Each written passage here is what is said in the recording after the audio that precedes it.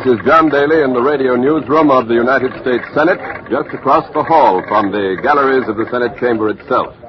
In less than half an hour on this historic and eventful morning of the 16th of May, 1868, Andrew Johnson, President of the United States, may be removed from office, convicted of high crimes and misdemeanors.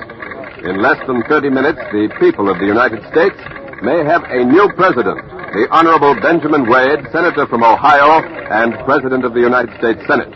The hour of decision is at hand. At the stroke of noon, Chief Justice Salmon P. Chase will mount the rostrum, reconvene the Senate as a court of impeachment, and each senator in turn will cast his vote. May 16, 1868, Washington, D.C. You are there. Washington. Andrew Johnson, the President of the United States, is impeached. The Senate is preparing to vote for acquittal or conviction. The fate of Andrew Johnson, Chief Magistrate of the world's greatest democracy, is at stake. CBS takes you back to witness the closing minutes of the trial of Andrew Johnson for high crimes and misdemeanors.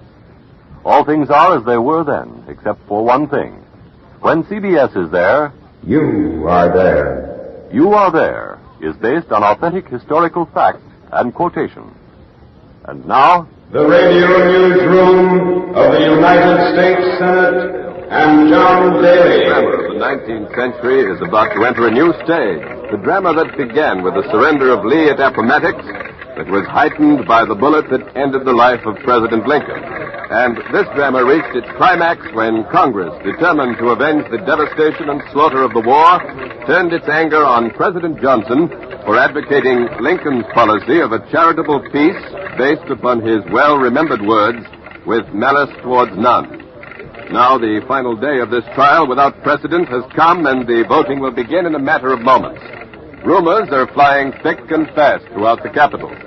Quincy Howe has spent this busy day circulating among the senators, who, sitting as a jury in accordance with the Constitution, will soon pass judgment on President Andrew Johnson.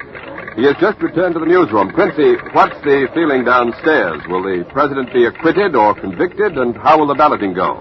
Right up to this last moment, John, the radical Republican leaders have never doubted they could command the two-thirds vote of the Senate required for conviction. These radical Republicans belong to the extreme wing of their party, as you know.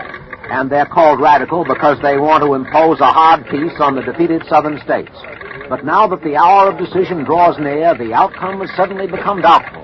The radical Republicans can count on 35 votes. They need 36, or just one vote more. 7 Republican senators have either announced that they'll vote for acquittal or they've just said nothing. Senators Trumbull, Fessenden, Van Winkle, and Fowler definitely favor acquittal. So does Senator Grimes of Iowa. But Grimes is so ill that he probably won't be able to take his seat this afternoon. The 2 other doubtful senators, the men who hold the fate of President Andrew Johnson in their hands, are Senator Henderson of Missouri and Senator Ross of Kansas. The radical Republicans must get one of those 2 wavering votes in order to oust Johnson and put through their plan to subjugate the South. Neither Henderson nor Ross is on the floor of the Senate chamber right now. I understand they're both in the corridor outside the Senate lounge downstairs. Ken Roberts is down there, too. He's been trying to get them to the microphone, so come in, Ken Roberts. It's absolutely impossible to get near Senators Henderson and Ross right now. They're both surrounded by radical Republican leaders who are alternately begging, pleading, arguing, threatening, cajoling. Perhaps later we can get Henderson or Ross to our microphone, but right now we have Congressman Thaddeus Stevens of Pennsylvania, the man who, above all others, has been behind this move to impeach President Johnson. Congressman Stevens is convalescing from a recent illness, and 2 guards are carrying him in a chair. Mr. Stevens, will the president be convicted? What president? President Johnson, of course. Oh, you mean the man who is now performing the function of president? Of course he'll be convicted. He entered upon that office through the foul door of assassination, and he'll leave it by the back stairs of shame. And if the Senate convicts President Johnson, Senator Wade takes his place... I assure you that'll happen. Well, if it does, would you still insist that only Congress can reconstruct the southern states, or would you allow the new president to set the policy of reconstruction? We'll dig that hole when we get a new shovel. As to the southern states, I recognize no such thing as a southern state. I resent that, sir. The territories to the south forfeited their right to statehood when they voted themselves out of the Union. But, Mr. Stevens, according to the late President Lincoln, the war was fought to prevent the southern states from leaving the Union. The late President Lincoln, to the contrary, the war was not fought to keep the Union. It was fought to rid this nation of a southern aristocracy that fed and bloated itself on the vile institution of human slavery. But slavery has been abolished, Congressman Stevens, and the southern states are asking to be brought back into the Union. They can be brought back, and in time they will. But only when they come back as prodigals, aware of the enormity of their crimes. Only after they have earned the price of admission. What is that price of admission, Congressman? Complete equality for the Negro, including the right to vote. Elimination from public office of all who took arms against our country during the war. Full and unquestioning acceptance by the South of the great principles of the Republican Party. Meaning that they must vote the Republican ticket? Meaning they must vote the Republican ticket. Congressman Stevens, President Johnson's supporters claim that not one scrap of evidence has been presented during the trial that warrants conviction for high crimes and misdemeanors. That's what they say. Well, do you have anything new to say in answer to that? We don't need criminal evidence to warrant conviction. This isn't a criminal proceeding. This is a political action. I repeat, a political action. What we have indisputable evidence of President Johnson's political malefection. Andrew Johnson has brought the high office of President of the United States into contempt, ridicule, and disgrace. That's all. Lift me up. Take me to the Senate chamber. Thank you, Congressman Senator Stevens. The majority leader of the House is being lifted now into his chair and carried into the Senate chamber. Now, here is Senator Benjamin Wade of Ohio, the man who in a matter of moments may be the President of the United States. Senator Wade, how do you think the vote will come out? Will President Johnson be convicted? For the good of the country, I pray so. Senator, if conviction is obtained, what will be the policy of your administration towards the defeated southern states? Well, my administration shall be dedicated to the greater glory of our loyal citizenry and to the elimination, the crushing, the smashing of every last vestige of secession and rebellion that dares to show itself in the conquered lands across the Potomac. Will you vote on the article of impeachment, Senator? You know, of course, that some people feel that because you are in line for the presidency, your vote should be withheld. I feel that I would be lighted in my duty to the people of Ohio if I failed to register their abhorrence of tyranny by forfeiting my own vote on the basis of personal involvement. Of course I shall vote. I shall vote against despotism until the last moment of the last hour of my life. Senator Wade, there's been some talk that the president's supporters might ask for an adjournment at this time due to the serious illness of Senator Grimes. What do you think of that possibility, sir? If God Almighty has stricken a member of this body so that he cannot be here to uphold the dictation of a despot, I thank him for it. And I will take every advantage of it that I can. Well said, Ben. Well said. Thank you, Senator Wade of Ohio. Get to Henderson. I still can't get Senators Ross or Henderson. I'll keep trying to get them to our microphone, but it can't be done right now. Don Hollenbeck at the other end of the corridor has Senator Reverdy Johnson of Maryland at his microphone. So over to Don Hollenbeck. Senator, please, this side. Thank you. Senator Reverdy Johnson is one of the president's staunchest supporters in the Senate. Senator Johnson, how do you think the vote is going to go today? Will President Andrew Johnson be acquitted? If justice survives, he will be exonerated. He must be. He's guiltless. In your opinion, then, the charges against the president have not been proved? Why, of course not. The impeachment articles sent up by the House of Representatives are built upon an alleged refusal of the president to enforce a law. You refer, of course, to the Tenure of Office Act? Yes, sir, I do. This act was passed to prevent the president from removing from office any federal officer who was in sympathy with the radical Republicans in Congress. Well, in your opinion, Senator Johnson, didn't the president defy the law when he removed the Secretary of War from his cabinet, Mr. Stanton? Oh, no, sir, no. This was not a defiance by the president. He was merely attempting to test the constitutionality of the Tenure of Office Act in the courts. And in so doing, he deliberately walked into the trap set for him by his political enemies. He knew that this was precisely what the radical Republicans were waiting for. He knew that those wolves were drooling, the hyenas howling. But Andy Johnson was never the man to draw back from a fight. No, sir. Not Andy Johnson. Senator, if President Lincoln were alive today, do you think the radical Republicans would have dared impeach him? Why, certainly. This would have happened to Lincoln as it's now happening to Andrew Johnson. It's inevitable. Any man who stands for mercy and charity to the South, is the marked enemy of the radical Republicans. And I thank God that Abraham Lincoln was spared this ignominy by the bullet of John Wilkes Booth. Thank you, Senator Johnson. I've just been informed that Senator Grimes of Iowa, the senator who was so ill he wasn't expected to be present today, has arrived at the Senate entrance to the Capitol, so over to Ned Calmer. I'm standing just inside the Senate entrance. Senator Grimes' carriage has just drawn up outside the door. The Capitol Guards had to clear a way for it through the pressing, excited crowds, and now the guards have lifted the senator's stretcher out of the carriage. It's the senator's doctor is by his side, cautioning the guards. Mrs. Grimes, the senator's wife, is still inside the carriage. The senator's stretcher is being brought through the entrance door now. The senator's face is quite ashen white. His eyes are closed. He's breathing his labor. He hardly looks alive. It seems impossible that this man will be able to vote. Yet here he comes. There's a doctor walking beside him. Doctor, I beg your pardon, sir. No. This is CBS. Okay. If your patient can spare you for just a moment, may we ask you a question? No. I'm sorry. I've got my hands full. I'm sorry. The doctor has gone past me, following the stretcher. Mrs. Grimes is just coming through the door now, her hands full of pillows. I'll try to... Mrs. Grimes, if you could stop just a minute. This is CBS. Could you tell us, Mrs. Grimes, is the senator any better? My husband is very ill. He's been brought here against the advice of his physician, but he insisted. He feels that he must be here even if it means his life. Do you think he'll be able to vote? If his heart is as strong as his will, he will vote. Oh, I'm so sorry. I must go with him. Thank you, Mrs. Grimes. The senator's wife is going up to the caucus room now, and she... Wait a minute. I understand that Ken Roberts has at last been able to get Senator Henderson to the microphone. So, over to Ken Roberts. Senator Henderson is standing beside me. Senator Henderson, have you made up your mind as to your vote? Will it be for conviction or acquittal? For the past 2 weeks, my life has been unbearable. I have been spied on, followed, hounded almost to death. I am a Republican. Yes, but Senator... My desk is piled high with telegrams, most of them calling for my vote for conviction. But I shall not be swayed by threats or bribes. But your vote, Senator, how will you I vote? have in my hand a telegram. It is from my state, Missouri, from St. Louis. I will read it to you. There is intense excitement here. Meeting call for tomorrow night. Can your friends hope that you will vote for conviction?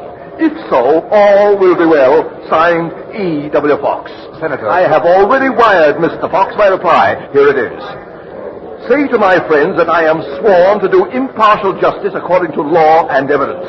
And I will try to do it like an honest man. Does that mean, Senator Henderson, that you have decided... It means that I shall follow my conscience and not my party. I shall vote for acquittal. Senator Henderson will vote for acquittal. Senator Henderson will vote not guilty. Back to the radio newsroom. This is Quincy Howe. Henderson for acquittal. Ross still uncertain. Grimes here, but so ill that he may not have the strength to register his vote of not guilty. If Senator Grimes fails to answer his name when the vote is called, the radical Republicans will have achieved their purpose, the conviction and removal of Andrew Johnson as President of the United States and the elevation of Benjamin Wade to that... there's the bell. The Senate is reconvening, so over to John Daly at the doors of the Senate gallery. Chief Justice Salmon P. Chase has taken his place on the rostrum, taps his gavel now for order. Every seat but one in the Senate chamber is filled.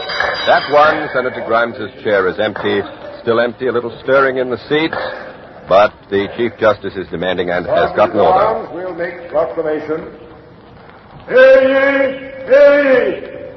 All persons are commanded to keep silence on pain of imprisonment while the Senate of the United States is sitting for the trial of the articles of impeachment against Andrew Johnson, President of the United States.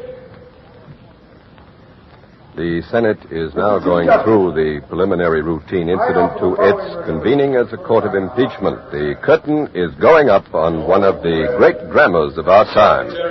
For the first time in our history, a President of the United States stands impeached, waiting for the historic verdict of the Senate. The stage is set, and in a moment, the preliminaries will be over. The business of the court will then be ready to begin. There is no objection. I will so order. Mr. Chief Justice. Senator Williams of Oregon is calling for the floor. I move that the Chief Justice in directing the Secretary to read the several articles of impeachment, shall direct him to read the 11th article first. The question shall then be taken on that article, and thereafter the other 10 successively as they stand. The Radical Republicans have moved to consider the 11th article of impeachment first. Quincy Howe is here with me. Quincy, what do you think is behind this last-minute maneuver? It looks like bad news for President Johnson. You see, the 11th article, the so-called Stevens article, contains no specific accusations. It's a generalized article. Among other things, it accuses the president of having, in some public speech or other, denied the right of Congress to interfere in the internal affairs of the southern states. Now, this 11th article is known as the catch-all article. If the Radical Republicans can snare a majority of senators into approving this 11th article, then the Johnson conviction seems almost certain. And now a vote is being taken. Those in favor signify by aye. Aye. Those opposed signify by no. No. The ayes in the majority, it is so ordered. The president's enemies have won another round as the Senate adopts the order. Senator Edmonds of Vermont. Gentlemen from Vermont, I move that the Senate now proceed to vote upon the articles according to the order of the Senate just adopted. And Senator Edmonds has just moved that the Senate proceed to vote immediately on the 11th article. Senator Fessenden of Maine. Gentlemen from Maine, before the motion is made, I move that voting be postponed for half an hour.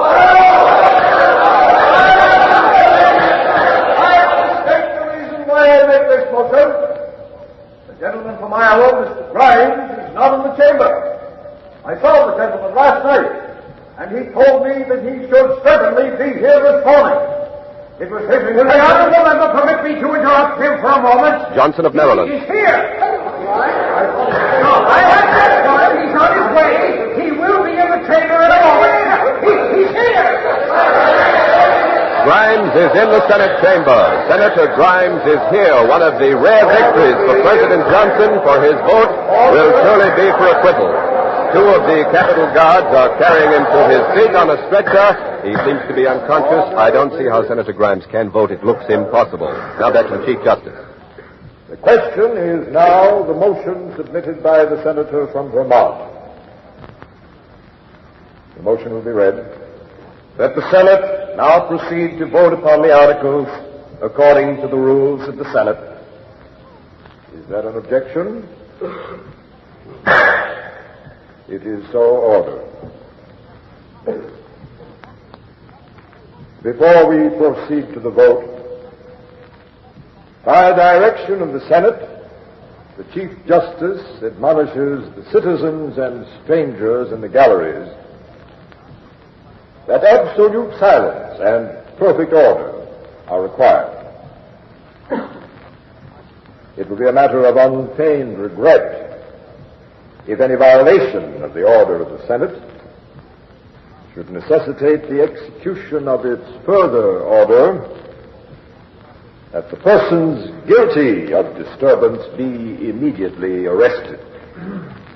Senators, in conformity with the order of the Senate, the chair will now proceed to take the vote on the 11th article as directed by rule. The Secretary will read the 11th article. Article 11, that said Andrew Johnson, President of the United States, unmindful of the high duties of his office and of his oath of office, and in disregard of the Constitution and laws of the United States, did heretofore do it on the 18th day of August. The clerk continues to read the familiar 11th article of impeachment, accusing the president of high crimes and misdemeanors. The crucial decision will come soon, and the scene below is one of somber tension. The senators listen to the monotonous voice of the clerk as it drones on. The face of Senator Ross of Kansas is impassive. Not a muscle moves. He just sits in his chair, staring forward, eyes unblinking, almost with the look of a man in an hypnotic state. What his thoughts may be, how his vote will be cast, is still the big question. The presidency of the United States may rest upon the vote that will be cast by this small, unassuming man from Kansas. Around the chamber are the other actors in this great drama. Sitting at the manager's table is Thaddeus Stevens, the congressman from Pennsylvania, majority leader of the House, and perhaps the bitterest enemy of President Johnson in this chamber today. No one will argue his claim to the title of Father of Impeachment. Across the chamber from Stevens, in the front row is Charles Sumner, the senator from Massachusetts and the most powerful of the Senate radical Republicans. Behind Sumner, a few seats to his right, is Benjamin Wade, the senator from Ohio, the man who, within a matter of minutes, may become President of the United States. Wade is nervously twirling a gold penknife from his watch chain, and he, too, is watching Ross. Well, he's still expressionless, still motionless. He's still a sphinx, an imponderable and unknown. And now the clerk is just about to finish reading the 11th article. This is the hour, and remember, 36 votes will convict, 19 votes will acquit. Whereby the said Andrew Johnson, President of the United States, did then, to wit, on the 21st day of February, A.D. 1868, at the city of Washington, commit and was guilty of a high crime and misdemeanor in office.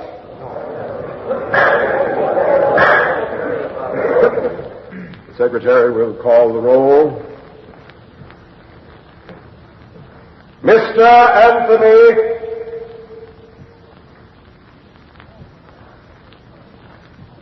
Mr. Senator Anthony, how say you?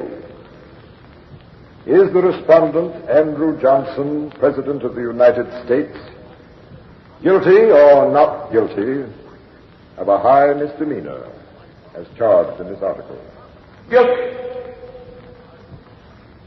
Fired. Not guilty. Buckley. Not guilty. Cameron. Guilty. Cattell. Guilty. Chandler. Guilty. Cole. Guilty. The voting is as expected, no surprises yet. Conklin. Guilty. Finesse. Guilty. Corbett. Guilty. Reagan. Guilty. Davis. Not guilty. Dixon. Not guilty. Doolittle. Not guilty. 9 guilty, 5 not guilty. Drake. Guilty. Edmonds. Guilty. Perry. Guilty. Essendon. Not guilty. Fowler. Guilty. Senator Fowler has voted guilty. This is a completely surprising thing. It's unexpected. His vote seems sure for acquittal. How say you? Repeat your vote. Not guilty. Oh, it was a misunderstanding. Senator Fowler did not speak distinctly. His vote is not guilty. He is for acquittal, and the roll call now continues. Guilty. Senator Grimes is next. Here's one of the crucial votes that makes up the scales. The senator need not rise if he is unable. Chief Justice Chase has given Senator Grimes permission to vote from his seat, but Grimes is getting up. He is struggling to his feet, refuses to vote seated. He's up now, standing, holding onto his desk for support. Not guilty. And the gallery, both those for the president and those against him, are saluting the courage, the bravery of Senator Grimes, which must have been a superhuman effort. He drew himself up to his full height, stood erect and proud a moment, and then almost defiantly, he delivered his vote for acquittal. The vote is now 13 for conviction, 8 for acquittal, 36 are needed for conviction, 19 for acquittal, and now it's certain that the decisive vote will be that of Senator Ross of Kansas. The Secretary will proceed. Harlan.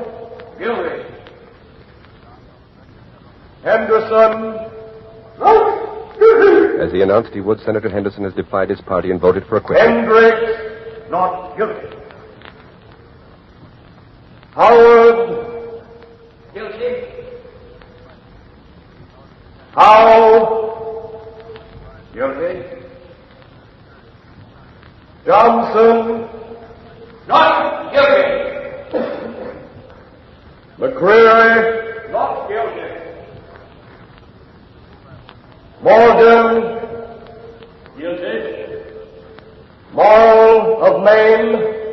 Guilty. The vote now is 18 guilty, 12 not guilty, 36 Morrill needed for conviction, Vermont. 19 for acquittal. Senator Ross will cast the deciding vote. Morton. Guilty. Norton. Not guilty. Nye. Guilty. Patterson of New Hampshire. Guilty. Patterson of Tennessee. Not guilty. Pomeroy. Guilty. Ramsey. Guilty. Ross. This is it. This is the deciding vote. Ross. Not guilty. Ross has voted not guilty. Ross has voted for acquittal.